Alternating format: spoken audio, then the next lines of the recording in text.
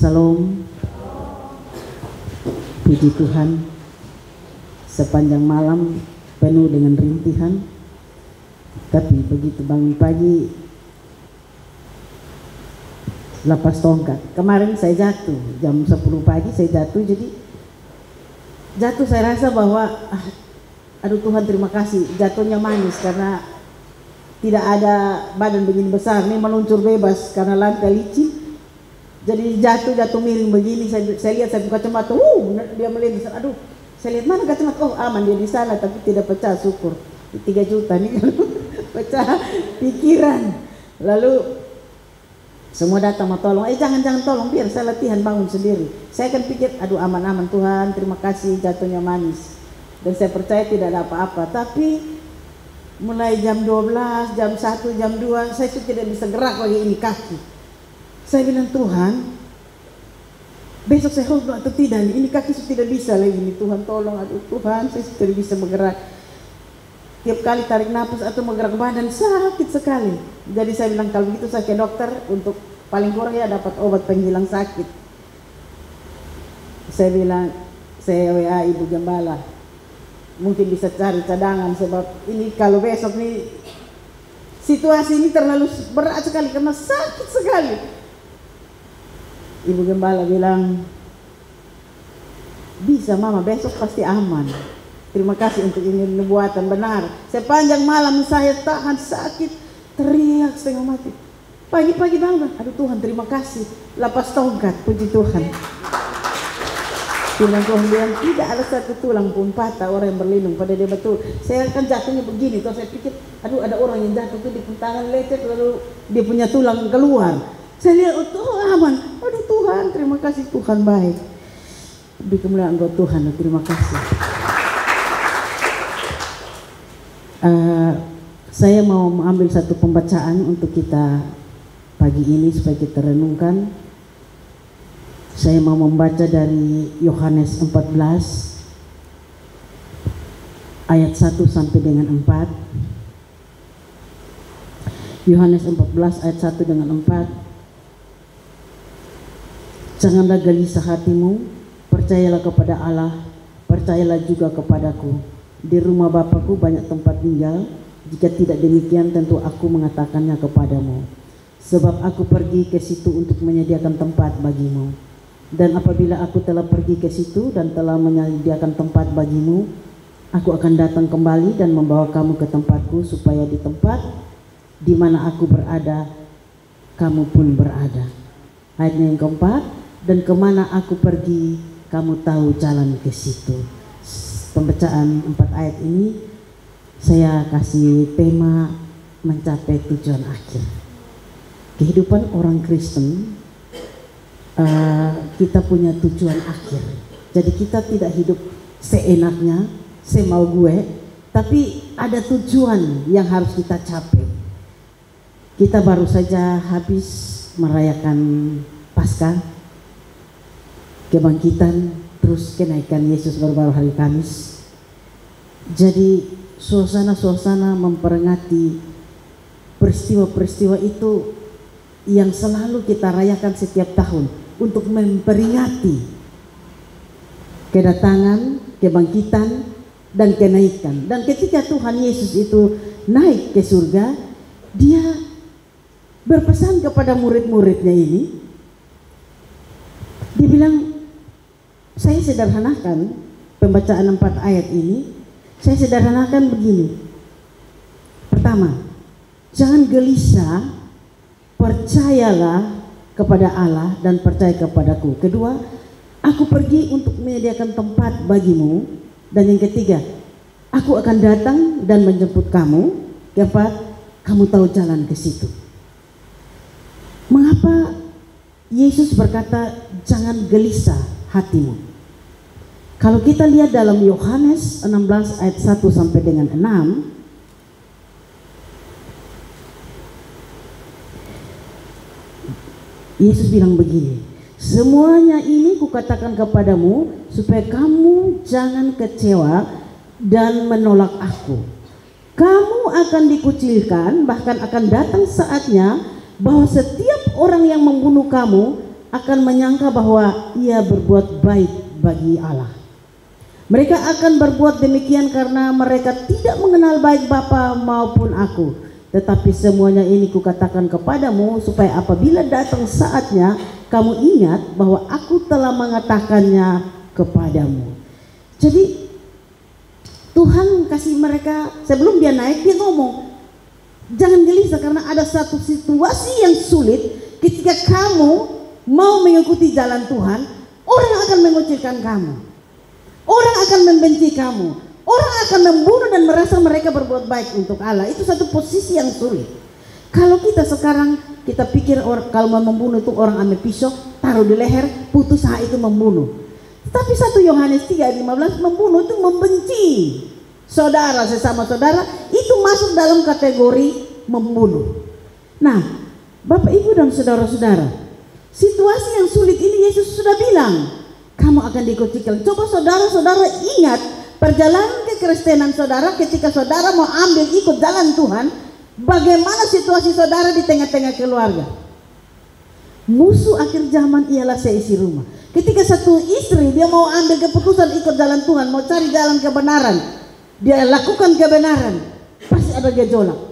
Mau dari ipar, mau dari mertua, apalagi lingkungan mertua yang posisi jabatan tua-tua, tokoh-tokoh utama di dalam gereja. Oh, resiko berat. Kamu akan dikucilkan. Beberapa orang kasih kesaksian, dia waktu jadi kepala sekolah, masih hidup yang lama, ketika dia mengambil keputusan untuk ikut Tuhan, dia mau lahir baru, dia pun jabatan turun jadi guru bantu biasa. Tapi mereka tidak kecewa dengan hal-hal begitu karena dia ingat janji Tuhan, jangan kecewa dan menolak aku. Kamu akan dikucilkan, itu bagian dari perjalanan kekristenan kita. Kita dihina, kita diolok, kita dibully, dibilang difitnah yang jahat. Itu memang bagian dari perjalanan kita pikul salib. Tapi kalau kita mencuri lalu orang pukul kita, ini salib kita. Hai, itu dosa, teguran, bertobat. Jadi kalau kesalahan lalu ditegur, itu harus bertobat. Tapi karena Injil, karena firman Tuhan mau melakukan, ingat, tidak apa-apa. Anak-anak saya ketika datang gereja, mereka masih kecil-kecil, saya ajar biar hujan, kalau lu masih bisa jalan, lu harus ke gereja. Jangan main bola lalu pulang capek, mandi, mama antar ke gereja. Nah dulu kita gereja ini dari Perjanjian Baru ke Konino, pulang jalan kaki, kan tidak ada ojek. Dulu bemo jam 6-7 sudah masuk. Pulang gereja ya jalan kaki, kita jalan rame-rame. Jadi anak-anak saya tuh kalau jalan ke gereja, sepanjang jalan tuh ada ketemu saudara-saudara. Mereka, kau pikir gereja yang begini-begini nih kok. Anak-anak tuh jalan pulang dong kasih tahu, mama dong bilang begini, tenang, sabar sah, biasa sah. Dan syukur ya tidak sakit hati, tidak tersinggung, biasa saja. Memang itu bagian. Lalu kita di lingkungan di mana mereka keluarga kan tokoh-tokoh utama di dalam gereja. Lalu kau pilih ini jalan ini, aduh, siap untuk dibully. Nah itu memang bagian dari perjalanan. Makanya Yesus bilang murid-muridnya, kamu jangan gelisah, percaya kepada Allah dan percaya kepadaku. Itu janji Tuhan. Bagaimana kita percaya kepada Tuhan, pegang janji firman Tuhan, walaupun situasi banyak masalah-masalah. Banyak orang bisa datang, ikut, gabung, tapi mereka tidak bisa bersatu dengan kita di dalam roh. Mungkin rame-rame kumpul-kumpul bisa, sebab keputusan untuk ikut Tuhan ini adalah keputusan pribadi. Kalau kita lahir dalam satu keluarga Kristen, itu anugerah Tuhan. Tapi bagaimana kita mengerjakan itu keselamatan yang diberikan? Itu satu keputusan pribadi. Tidak semua orang mendapatinya. Hanya orang-orang tertentu yang mendapat perkenanan Tuhan, yang mendapat kasih karunia Tuhan, bisa ikut itu jalan dan ketemu itu jalan. Nah, karena itu Tuhan bilang murid-muridnya itu, supaya kamu jangan menolak aku, jangan gelisah. Sekarang ini bos mau jalan ini. Kalau Yesus masih ada, masih bisa lihat dia bikin mujizat makan roti, lalu banyak orang ikut-ikut, Tuhan bilang, lu makan roti kenyang, jangan ikut terus ya. Tapi cari roti yang tidak akan mati itu, akan hidup kekal. Kalau kekristenan menjanjikan hidup enak, nyaman, itu bukan Kristen sejati. Kita ini ada di tengah-tengah dunia yang sukar, sulit dan banyak menderita. Bagaimana dalam keadaan situasi-situasi sekarang ini? Akibat pandemi ekonomi begitu ambruk, orang usaha jualan tidak laku, orang utang tidak bisa bayar karena putaran ekonomi begitu lemah. sehingga tidak bisa menjanjikan. Orang pinjam tidak bisa ganti karena memang sukar sekali. Tapi bagaimana orang-orang Kristen bisa bertahan dan pegang janji Tuhan kalau burung di udara dia pelihara, apalagi saya anaknya. Karena itu memang sukar, sulit. Tidak ada yang nyaman menjadi Kristen. Jadi Kristen itu tidak enak. Paulus bilang begini, kalau mau masuk kerajaan Allah itu penuh dengan kesengsaraan karena bisa bertahan dari kebenaran. Kalau saya tidak ada beras tapi saya tidak mencuri, saya tidak ada beras tapi saya tidak mau berhutang dan omong kosong, karena cara Tuhan akan menolong saya. Itu bagaimana ya kita punya prinsip hidup untuk percayalah kepada Allah dan percayalah kepadaku. Perkataan-perkataan Tuhan kita pegang supaya dalam situasi yang sulit apapun keadaannya kita tetap bertahan, karena kita punya satu prinsip hidup bahwa perjalanan kekristenan kita ini ada tujuan akhir. Ada amin? Nah, kasihan kalau tidak sampai ke tujuan akhir, bagaimana? Saya bersyukur kepada Tuhan. Kalau kita tidak memahami umur kita ini singkat. Kita berjalan kekristenan bukan hanya sebuah agama saja, tetapi itu gaya hidup kita yang menunjukkan bahwa kita beda dengan orang dunia. Supaya orang tahu bahwa ini pengikut Yesus, ini bukan, ini hanya KTP. Itu ada perbedaan, itu kelihatan sekali. Karena itu bagaimana kita bisa pegang janji Tuhan, jangan gelisah hatimu. Kesulitan-kesulitan hidup ada, tapi tenang, sebab Tuhan punya cara untuk menolong kita. Ada amin? Alasan yang kedua mereka gelisah ini, Tuhan bilang begini. Waktu dia sudah mau terangkat, ini murid-murid ini bilang begini, Tuhan, di dalam Kisah Rasul 1 ayat 6, Tuhan, maukah Engkau memulihkan kerajaan Israel pada masa ini? Karena pada situasi waktu Yesus datang itu, Yesus kan buat mujizat. Banyak masyarakat, orang-orang biasa tuh suka Yesus. Ahli-ahli Taurat, imam-imam besar tuh iri hati, karena kok orang lebih dengar dia daripada kita. Makanya mereka sangat iri hati dengan Yesus. Jadi mereka berusaha untuk bagaimana mau membunuh dia. Tapi memang itu konsep bahwa anak manusia akan diserahkan kepada tangan bangsa-bangsa untuk mati. Itu memang sudah ada rancangan, konsepnya sudah dari Allah. Tapi proses untuk menjalani itu, Yesus tahu bahwa akan sampai di situ. Tapi sebelum sampai di situ, murid-murid ini perlu diajar, perlu dikasih bimbingan, kasih tahu itu jalan. Makanya dia bilang, itu murid-murid semua terangkat nih, dong mesti tanya Tuhan, mau pulih gak nih kerajaan Israel? Karena mereka mengharapkan seorang pemimpin secara politik supaya merubah ini Israel menjadi kejayaan seperti kerajaan waktu Daud dan Salomo. Makanya mereka ikut-ikut. Jadi Tuhan bilang, aduh, kerajaanku bukan di sini, kerajaanku di sana, bukan di tempat ini. Kamu akan ke sana nanti. Jadi pemahaman mereka tidak akan mengerti ini kitab suci. Kenapa? Karena Yohanes 20 itu dibilang begini, saya coba lihat Yohanes 20. Ketika perempuan-perempuan itu memberitakan kabar bahwa Yesus bangkit. Oh bukan 20 ya, 19. Oh 20 ayat 9. Sebab selama itu mereka belum mengerti isi kitab suci yang mengatakan bahwa ia harus bangkit dari antara orang mati. Ketika perempuan-perempuan ini datang dan bawa kabar bahwa Yesus sudah bangkit, mereka tidak percaya, mereka anggap ini omong kosong. Padahal Yesus selama perjalanan itu kasih tahu mereka berapa kali, 4 kali, 3 kali kasih tahu, bilang anak manusia akan mati, tetapi hari yang ketiga akan bangkit. Mereka tidak bisa mengerti. Soal memahami firman Tuhan ini, kita bisa baca secara letterleh, baca seperti baca biasa buku. Tetapi untuk memahami, untuk memberi pengertian dan paham, itu bukan pekerjaan kita, itu pekerjaan Roh Kudus. Nah, orang-orang yang punya Roh Kudus ini yang bisa tanggap, bisa mengerti apa yang Tuhan bicarakan, itu bisa mengerti. Nah, karena itu Bapak Ibu saudara-saudara, ini murid-murid susah tanggap. Yesus sudah mau terangkat, mau omong-omong tiap hari itu terus ditata, belum kapan pulihkan sudah ini kerajaan, engkau jadi raja, jadi anak-anak Zebedeus. Ibu bawain anak dua, Tuhan kalau sudah ada di kerajaan ini, oh bepan satu di sini, satu di sini ya. Sudah cari jabatan. Mereka seperti sekarang kalau mau pilkada, di tim sukses, itu disuatur di jabatan-jabatan penting. Sekarang situasi sudah berubah, otonomi ini lain ya. Kalau ke dulu jenjang jabatan karier itu dia naik berjenjang.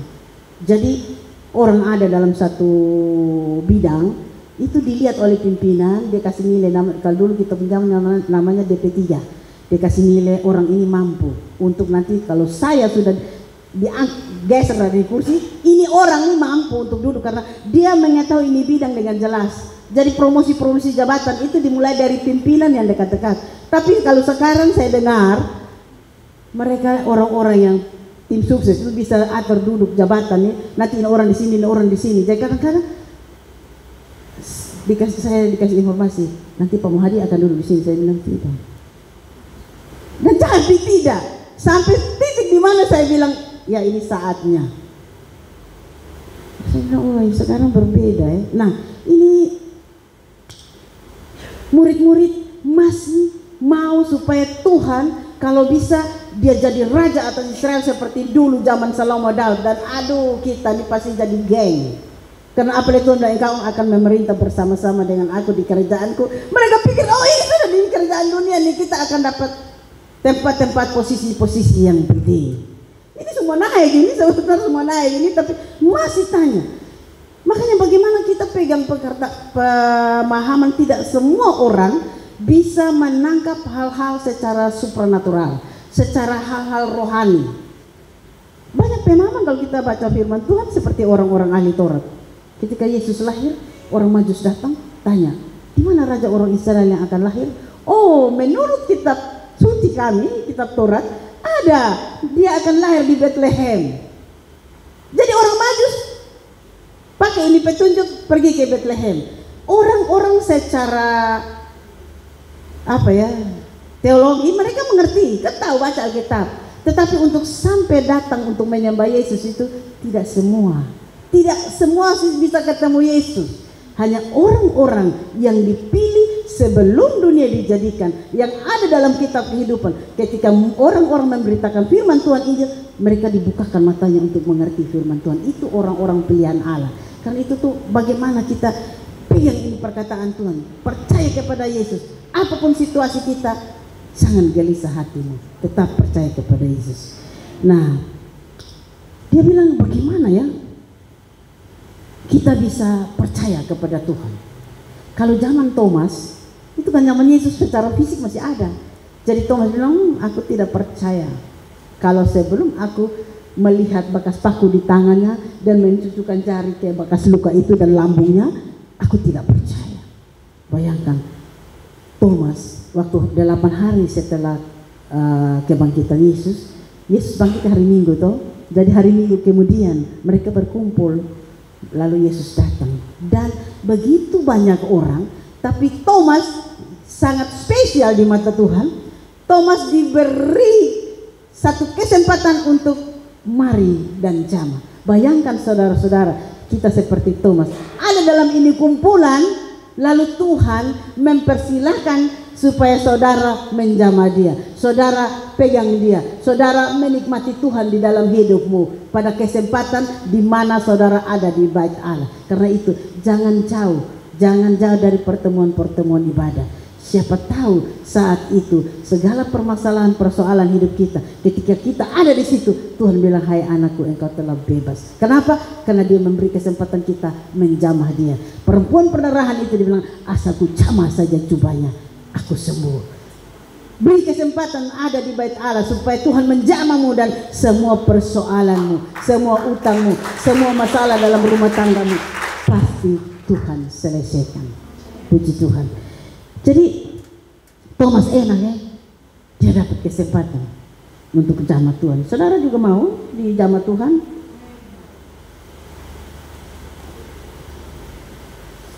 Manusia dia terdiri dari tubuh, jiwa, dan roh. Ketika Tuhan menciptakan Adam itu dari tanah liat, lalu Tuhan menghembuskan nafasnya kepada Adam, jadi patung ini, benda mati ini menjadi makhluk hidup karena ada roh Allah di dalam. Jadi dia bernapas, dia jalan. Jadi tubuh, jiwa, dan roh. Ini roh, ini napas Allah yang ada di kita.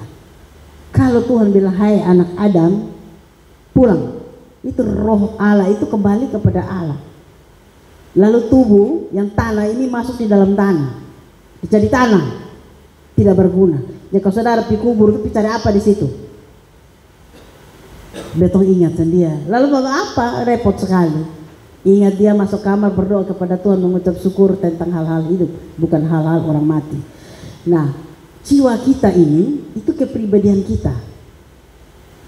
Kita punya jati diri, itu pribadi kita di hadapan Tuhan. Orang Kristen yang percaya Yesus, tujuan imannya adalah keselamatan jiwa ini. Keselamatan jiwa ini yang penting. Jiwa itu kita punya hobi, tabiat, karakter, sikap hidup, itu jiwa. Makanya orang begini, ini bisa tahu sendiri. Kalau ada tanda-tanda ini lu jampi omong deh, jangan sampai dia meledak. Dia punya karakter, itu karakter, kepribadian dia tuh. Kan beda-beda, tahu setiap orang punya sendiri, tidak akan sama. Jadi saudara bilang, bulan ini, sio ini cocok dengan sio ini. Hei, jangan meramal. Setiap orang unik di mata Tuhan, masing-masing punya pribadi tidak sama. Jadi saudara main cocok-cocokan sama kayak peramal besar satu. Nah, karena itu Allah itu adalah roh. Kalau Allah mau berbicara, dia tidak bisa berbicara dengan daging kita karena Allah adalah roh. Dia mau bicara dengan jiwa kita ini berontak, tidak bisa taat. Dia harus berbicara lewat rohnya, itu tali sambung. Tapi roh ini sudah rusak, sudah mati ketika Adam jatuh. Nah, bagaimana kita bisa mau tangkap apa yang Tuhan omong? Tuhan tidak omong dengan daging kita. Daging tanah ini mau bicara apa? Dia harus berbicara dengan rohnya yang ada pada kita. Roh kita ini sudah mati sejak kita Adam dan Hawa. Jadi kita yang lahir pertama mewarisi sifat Adam dan Hawa, lahir daging. Mewarisi kita pun orang tua. Kalau ikut tempat orang tua suka omong kosong, suka utang, suka bersina, suka main judi, otomatis akan turun. Makanya orang bilang gini, bosan jauh dari pohon. Itu warisan pertama yang kita warisi dari kelahiran pertama. Karena untuk itu supaya roh kita ini bisa hidup, kita perlu kasih mati ini daging. Supaya kita dibaharui di dalam roh. Itu yang Roma 6. Coba Roma 6.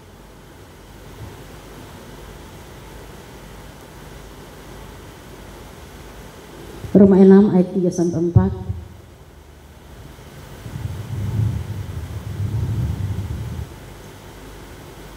Ayat 3 ini ya.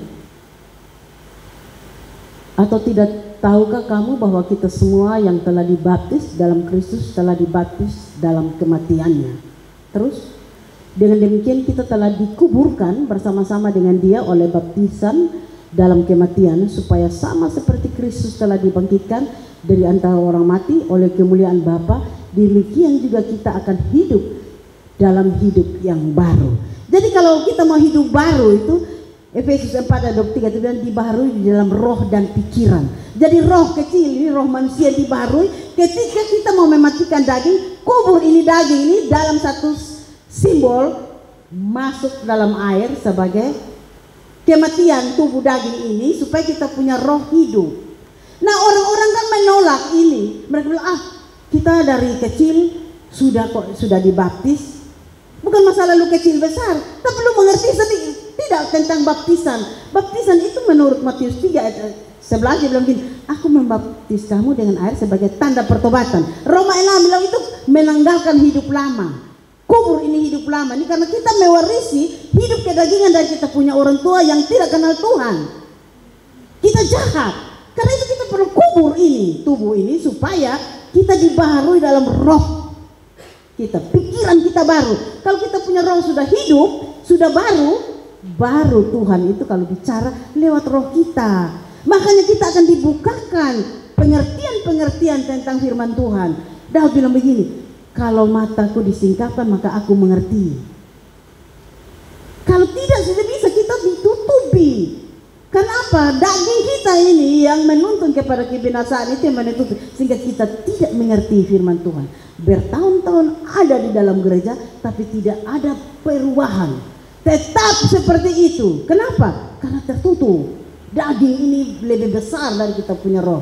Karena itu, saudara-saudara, kita memang harus lahir baru. Warisan pertama kita, daging mewarisi hal yang jahat, kita perlu kematikan, lalu kita hidup dalam satu pembaharuan roh, yaitu baptisan air. Dari situ baru kita bisa ada kemajuan. Saudara pasti punya kesaksian, kalau hidup saya dulu yang lama begini-begini, setelah saya ketemu jalan Tuhan, saya melakukan kebenaran, saya dibaharui dan lahir baru, kok beda ya?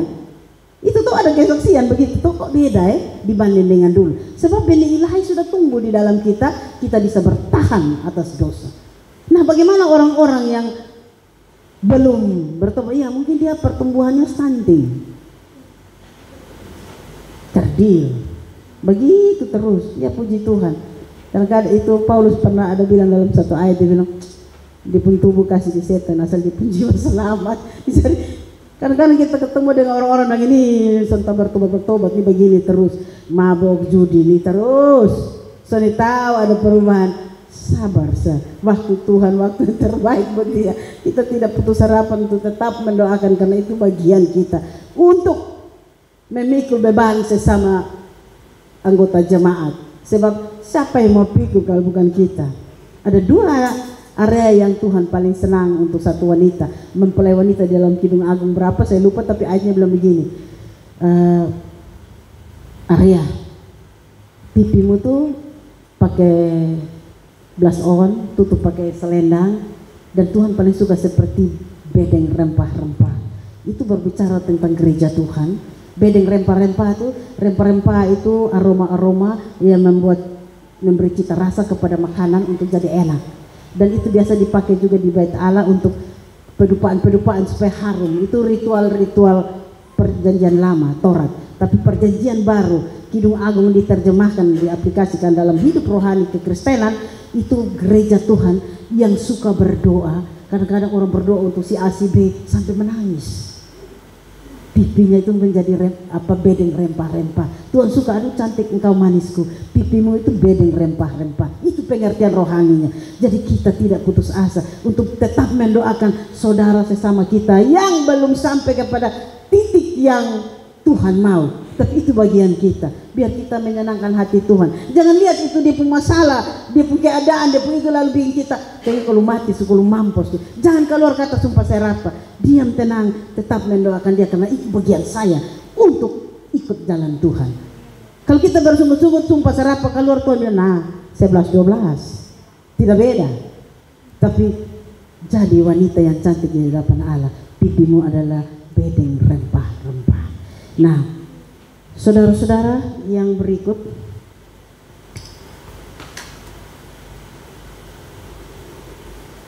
jadi pembaruan roh supaya bisa nyambung dengan Tuhan, lahir baru. Kadang-kadang kita mau bersaksi untuk orang-orang lain tentang kelahiran baru ini, karena mereka sudah punya mindset bahwa sama saja kan, yang penting dalam nama Yesus. Waktu Yesus, Yohanes Baptis itu baptis sampai ke nama Yesus. Jadi yang mana? Yesus terakhir bilang baptis dalam dia, karena setelah dia sudah naik melakukan ini atas nama dia, atas nama Yesus. Bukan masalah itu, tapi bagaimana prosesnya, simbolnya. Kalau kita mati, untung bukan masuk dalam tanah, keluar datang jadi apa? Tapi hanya masuk dalam air, karena Roh Kudus itu simbolnya air. Kelahiran baru terlalu gampang, tidak terlalu sulit. Tapi untuk meyakinkan orang untuk ini bukan gampang. Sebab apa? Kita kalau tahu ayat, tabur saja. Yang menemukan bukan kita, Tuhan. Jadi kalau itu orang bertobat kan urusan Tuhan, bukan kita. Yang penting kita melakukan bagian kita. Tuhan tahu dia punya bagian, asal kita setia, taat dan mengerti apa kehendaknya. Kadang-kadang saya pikir kalau saya omong langsung jadi, langsung saya lihat, oh saya makan puji. Tuhan, hai, itu bukan urusanmu. Tabur saja, kan yang menemukan Tuhan, bukan saya. Jalani hidup ini dengan enjoy. Ada amin. Saya pikir ada lagi di Efesus. Tadi saya sudah singgung ya, Efesus 4 ayat 22-23. Coba tayangkan Efesus 4 ayat 22-23. Yaitu bahwa kamu berhubung dengan kehidupan kamu yang dahulu harus menanggalkan manusia lama yang menemui kebinasaan oleh nafsunya yang menyesatkan. Jadi ayat 22 bilang menanggalkan hidup lama. Ini kayak pakaian begini, kita buka, kasih lepas. Supaya apa? Ayat 23. Supaya kamu dibaharui di dalam roh dan pikiranmu. Kita dibaharui di dalam roh kita yang mewarisi Adam dan Hawa yang jatuh dalam dosa tuh. Itu dibaharui, jadi roh kita hidup. Roma 12 bilang biarlah rohmu menyala-nyala dan layanilah Tuhan. Nah itu layak, karena Tuhan bilang akan dicari penyembah-penyembah dalam roh dan kebenaran. Roh itu air kecil, saudara perhatikan, roh itu air kecil. Berarti kalau roh kita sudah diperbarui, kita layak datang ke hadapan Tuhan. Kita menjadi anak-anak Allah, diberi kuasa menjadi anak-anak Allah yang bukan lahir dari keinginan seorang laki-laki dan perempuan, tapi karena firman Tuhan. Ini meyakinkan orang. Ini memang kalau menurut saya berat, tapi apa saja mereka mau olok, mau lecehkan kita, mau bully kita, lepas. Saya sering ngomong beberapa saudara, saya bilang kau harus baptis, kalau tidak kau hidup kurang nyaman. Beta sudah baptis dari kecil. Saya ketawa-ketawa, senyum-senyum, kan bukan urusan saya. Saya pikir kalau Roh Kudus jamah dia, Tuhan jamah dia, pasti dia lakukan kebenaran. Kalau tidak, Tuhan bilang lepas dia. Matius 13 itu orang-orang yang mempunyai mata melihat tapi tidak tanggap, mempunyai telinga mendengar tapi tidak mengerti, supaya aku binasakan. Mungkin dia pembagian di situ. Ya mungkin karena belum tahu, kita belum tahu besok itu bagaimana. Tapi tidak putus harapan, tetap berdoa. Bagian kita, selagi kita masih hidup, ada bagian-bagian yang harus kita lakukan. Yang ketiga, tiga. Pesan Yesus, aku datang dan menjemput kamu karena yang ketiga ya. Jadi dia suruh percaya kepada dia, jangan gelisah. Lalu kedua dulu ini, sebab aku pergi ke situ untuk menyediakan tempat bagimu. Yang kedua, baru kedua. Nanti cepat-cepat, ketiga, empat, pendek-pendek, tenang. Penjelasan pertama terlalu panjang. Yang kedua dibilang, aku janji Tuhan. Yang kedua itu, aku menyediakan tempat bagimu. Ini Yesus omong. Lukas bilang Yesus memulai pelayanannya pada usia 30 tahun. Lalu dalam pelayanannya itu, beberapa teolog bilang dia bersama murid-muridnya mengajar itu 3,5 tahun. Jadi kalau saya hitung tahun 33,5 apa Masehi, dia bilang kurang lebih 3-4 tahun, sebab 3,5 tahun, jadi tahun 30,5 begitu kok, atau kurang lebih tahun 34 sampai 35 Masehi. Tuhan bicara dengan murid-murid tentang tunggu beta bikin rumah kasih kosong. Nah, kitab Wahyu ditulis pada tahun 96 Masehi oleh Rasul Yohanes ketika dia dapat penglihatan di Pulau Patmos, rohnya diangkat.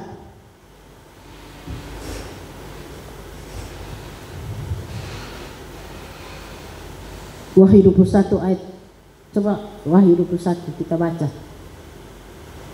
Dia dapat penglihatan, dapat lihat itu kota sudah selesai tahun 96. Sekarang tahun 2023. Kita rumah sudah ada di sana, sudah. Bayangkan, tujuan akhir kita mau pilih rumah di sana tuh. Di dunia biar kontrak sementara sampai apa, yakinlah bahwa kita rumah ada di sana. Wahyu 21. Wahyu 21 ayat, ya. Ini ayat berapa nih? 10 kan? Lalu aku melihat langit yang baru dan bumi yang baru, sebab langit yang pertama dan bumi yang pertama telah berlalu dan laut tidak ada lagi. Coba terus ayat berapa? 1 kan? 10 kan? 10 langsung. Ya, lalu di dalam roh ia membawa aku ke atas sebuah gunung yang besar lagi tinggi, dan ia menunjukkan kepadaku kota yang kudus, itu Yerusalem turun dari surga dari Allah. Ayat 18 langsung kita lihat itu kota, dia punya tembok. Tembok itu terbuat dari permata yaspis dan kota itu sendiri dari emas tulen bagaikan kaca murni. Itu tembok perhiasan permata, bukan batu akik. Kotong sini cari batu akik sampai naik turun gunung setengah mati Bakalai Bondoi, batu sudah ada nilai. Kotong rumah di sana itu tembok batu permata. Terus dia ayat 19, dia punya dasar tembok kota itu dihiasi dengan segala jenis permata. Dasar yang pertama batu yaspis, aduh saya tahu ini batu jenis model apa, tapi kalau Alkitab tulis pasti mahal di dunia. Dasar yang kedua batu nilam, dasar yang ketiga batu mirah. Ini batu mirah ini yang menghebohkan dunia karena katanya kalau taruh dia di gelas satu merah kasih bajajar berapa gelas itu air kelihatan merah dan orang cari dan sangat mahal. Tapi di surga Tuhan kasih ketemu rumah dan itu batu di dasar fondasi harus injak-injak. Di sini kita cari-cari sampai setengah napas mau putus justru dapat lihat. Tapi baca saya cerita bahwa batu merah itu begitu. Kasihan. Dasar yang keempat batu zamrud. Kalau zamrud ada pernah lihat. Jadi itu dasar. Nah, coba dia punya 21. 21. Dan ke-12 pintu ya. Dan ke-12 pintu gerbang itu adalah 12 mutiara. Setiap pintu gerbang terdiri dari satu mutiara dan jalan-jalan kota itu dari emas murni bagaikan kaca bening. Emas yang murni bagaikan kaca, itu yang murni. Kau tahu kalau emas 24 agak noy-noy sedikit, tapi makali itu bukan murni juga. Nah ini Alkitab yang murni dari kaca. Kau tahu emas 1 gram, kau tahu bisa bapuku bersaudara baku rampas. Kalau orang tua mati ke setengah emas sepotong, lalu satu dapat ini kau tahu semua bisa duduk bahas ini. Hanya masa potong. Pada betul sana sadar bahwa potong rumah di sana jalan itu dari emas injak-injak. Buat injak-injak, buat tenang-tenang. Jadi ada satu ilustrasi cerita begini, orang kaya dia mati, dia bilang begini, beta ini selalu kasih beta bawa apa-apa, yang penting kasih beta mas pegang di kantong plastik satu supaya dia mati dia pegang itu di surga. Mungkin sampai di sana dia bisa pakai modal berbisnis karena orang pedagang, jadi mau berbisnis di surga. Lalu dia jalan-jalan begini, tiba-tiba ada malaikat tiup, wait stop, lu bawa apa tuh? Mas untuk mau pakai bisnis, buang itu sampah. Lu lihat ini jalan ini mas murni 24 lebih dari 24 karat, soalnya tahu dipunya apa. Jadi mas di sana tuh kota rumah yang disediakan buat kita. Tujuan akhir dari perjalanan keikhlasan kita sampai itu rumah. Ketika saya baca ini Alkitab, saya juga pikir-pikir begini, aduh Tuhan, kerajaan Allah itu berbicara tentang satu sistem pemerintahan. Sistem pemerintahan berarti ada ring 1, ring 2, itu toh. Ke Lukas 13 itu orang-orang yang datang bilang gini, Tuhan, ketika engkau mengajar di jalan-jalan kota kami, kita makan sama-sama. Tapi Tuhan, bisa kenal selalu dari mana? Ya toh. Jadi saya pikir ini pasti panitia ring 1 yang selalu mengadakan kegiatan-kegiatan kerohanian, entah KKR atau khotbah-khotbah keliling-keliling. Tapi kesian terakhir di kehidupan Tuhan tidak kenal. Nah, pasti ada orang ring 1, ring 2. Kan Tuhan bilang ini apa? Kamu akan duduk dan memerintah. Jadi pasti itu ada jabatan-jabatan. Kalau saya bilang Tuhan, saya rakyat kebanyakan saja. Yang penting masuk dalam kerajaan surga. Saya tidak perlu itu jabatan. Yang penting masuk di dalam kerajaan surga. Siapa mau pindah neraka menderita kekal. Jadi biar saja saya ada di surga. Yang penting di belakang.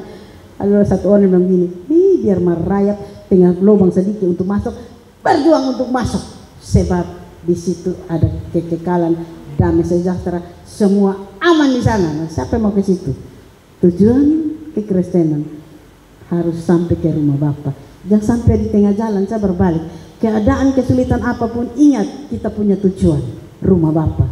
Harta dunia kita pun kewargaan ini kan bukan di dunia, kewargaan kita ke surga. Jadi jangan hanya materi, hal-hal sepele, kita lepaskan Yesus. Kita anggap semua sama. Jadi tolong supaya jangan sampai kita tidak sampai itu rumah. Halo, mau pergi itu rumah kosong deh. Keputusan dalam hati. Nah yang ketiga, dia bilang pesannya, aku akan datang menjemput kamu. Saya tidak begini. Saya akan datang dan menjemput kamu. Ini berita ini sudah dari dulu. Kalau potong dari kecil sudah dengar pengkhotbah bahwa Tuhan semua datang. Ada beberapa kawan, dia ada sekolah-sekolah, dia tidak mau sekolah. Karena dia pikir siap sudah, sebentar makanya Tuhan sudah muncul di awan-awan. Jadi mau kerja, dia jual dia rumah semua, lalu dia tunggu seperti dulu kasus Bale Endah. Orang-orang jual di harta kekayaan di Bandung, tunggu kalau Tuhan mau datang. Tahu Dalmas yang datang angkat Thomas penjara karena menyesatkan banyak orang. Jadi ini berita sudah dari dulu. Tapi kenapa sampai sekarang kita bukan berbicara tentang zaman akhir? Ini bukan zaman akhir. Zaman akhir kalau ini habis ini zaman berarti Tuhan datang. Tapi kita berbicara tentang akhir zaman. Nah, akhir zaman itu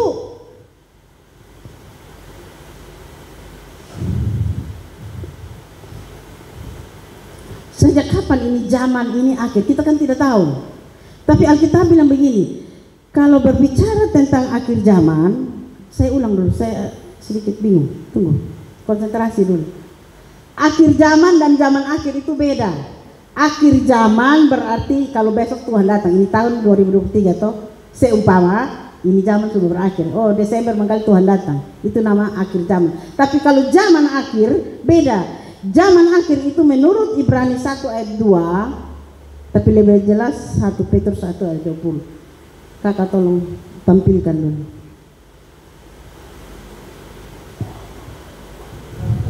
Ibrani 1 ayat 2.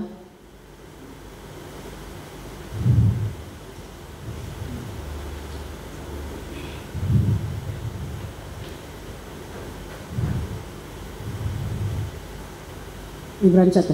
Maka pada zaman akhir ini ia telah berbicara kepada kita dengan perantaraan anaknya yang telah ia tetapkan sebagai yang berhak menerima segala yang ada. Oleh dia Allah telah menjadikan alam semesta. Jadi ini ayat bilang begini, ini berbicara tentang zaman akhir setelah adanya Yesus. Nah lebih jelas itu 1 Petrus 1 ayat 20. Kak coba tolong tampilkan 1 Petrus 1 ayat 20. 1 Petrus 1 ayat 20. Ya, ia telah dipilih sebelum dunia dijadikan, tetapi karena kamu baru menyatakan dirinya pada zaman akhir. Jadi zaman akhir itu dimulai dari Yesus lahir. Itu zaman akhir. Manusia, kita hitung bumi ini sejak Adam dan Hawa ditaruh di Taman Eden. Jadi kalau zaman akhir ini sekarang sudah 6.000 tahun. Kalau hitung dari Adam ada di Taman Eden.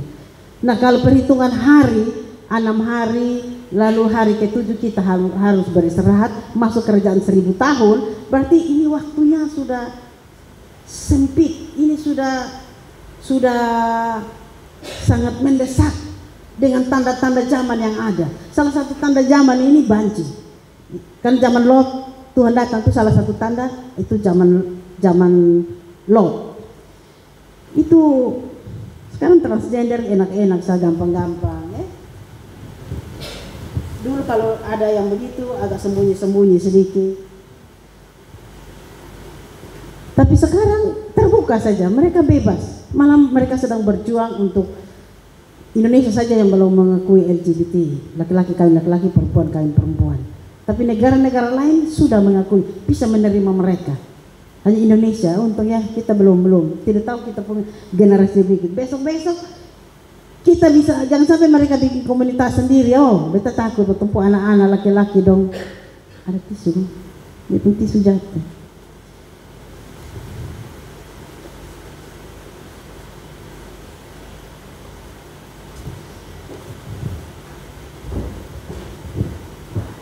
Terima kasih.